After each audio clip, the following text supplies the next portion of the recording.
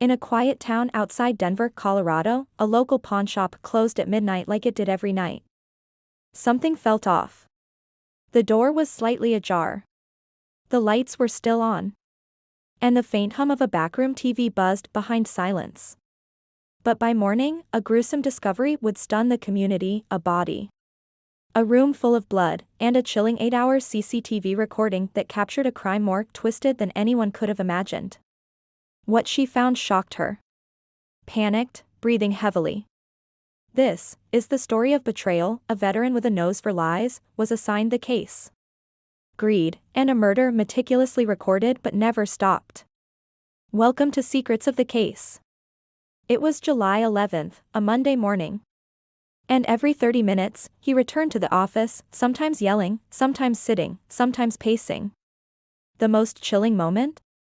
Around 4:47 a.m., Derek was still barely alive, whispering something. Jesse just sat across from him, smiling. Jesse picked up a heavy crowbar and ended Derek's life. Someone walked in through the back entrance: Jesse Lang. Derek's childhood best friend and now his store manager. At exactly 8:04 a.m., a pawnshop employee named Tyler Haskins arrived to open Mile High Pawn and Trade. As he unlocked the front entrance, they had grown up together, started the pawnshop after high school, and weathered financial storms side by side. He knew about the sale, knew the store would be gone in 3 weeks. And worse, he wasn't even mentioned in Derek's exit plans. Jesse would be left behind, with no ownership, no share, no payout. Tyler called out to his boss. They secured the scene and took note of something eerie: the shop's CCTV system was still running. 8 cameras, all still recording. Derek Marsh, the owner, but got no answer. When he stepped inside, he was hiding in a rundown motel in Aurora, just outside Denver. He saw shattered glass on the floor and a trail of something dark leading to the office. Inside, "I built that place too. If I didn't take it, someone else would." Derek was slumped over in a chair, motionless, no tears. Just a deep bitterness. His shirt soaked in blood, head tilted unnaturally. The safe was open. Cash, gone. Tyler called 911 when officers arrived minutes later, for hours, watching him die. Who does that? Detective Maria Ellis. Detective Ellis requested the CCTV hard drive immediately. For 8 long, brutal hours. Caught frame by frame. A man murdered by someone he called a brother. The footage began at 12:05 a.m., barely 5 minutes after the shop had officially closed. But because Jesse had so many chances to stop, and never did. They talked, no audio, just gestures. But at 12:20 a.m., things got tense. Jesse slammed his hand on the desk. Derek stood up. Camera first showed Derek Marsh sitting in the back office, counting cash from the day's earnings. He looked calm. But at 12:11 a.m., Jesse wasn't scheduled to be there. Ellis leaned forward as the video played on. Derek looked surprised but not alarmed. Then, Derek shoved Jesse. And in the next 15 seconds, Jesse pulled something from his jacket, what looked like a wrench, and struck Derek across the head. But here's where it got disturbing. Derek didn't die right away. Over the course of 8 hours, Jesse moved around the store. He locked doors, adjusted cameras, made coffee.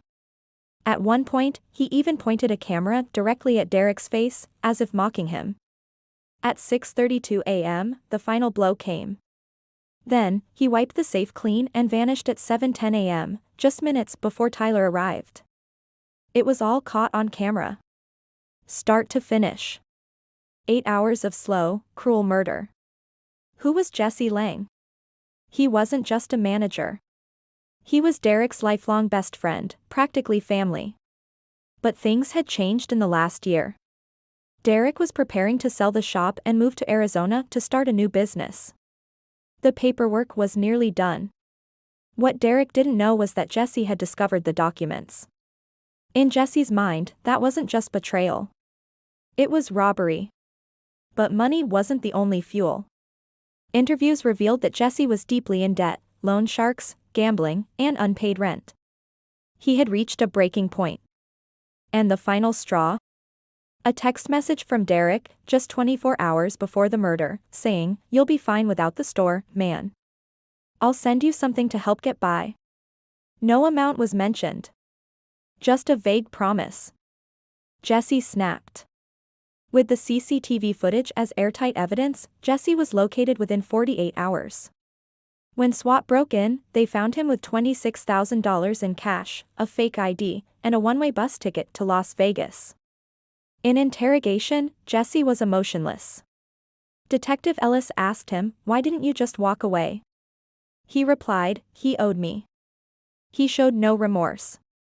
Jesse was charged with first-degree murder, aggravated assault, and theft. At trial, the defense tried to argue mental breakdown, but the jury didn't buy it. The 8-hour footage was played in court, uncut. People cried. Even the judge looked shaken. In the end, Jesse Lang was sentenced to life in prison without parole. Derek's family never recovered from the betrayal. His sister, Rachel, said during her victim statement, "He trusted you, Jesse. You weren't just his friend. You were his brother. And you sat there." The store was shut down permanently. Locals still pass the building and feel a chill. They call it the 8-hour room. Detective Ellis, now retired, said it was the most disturbing case of her career, not because of how long the murder lasted. Sometimes betrayal doesn't happen in a flash, it stretches out. This has been 8-hour murder caught on CCTV. Another chilling secret of the case.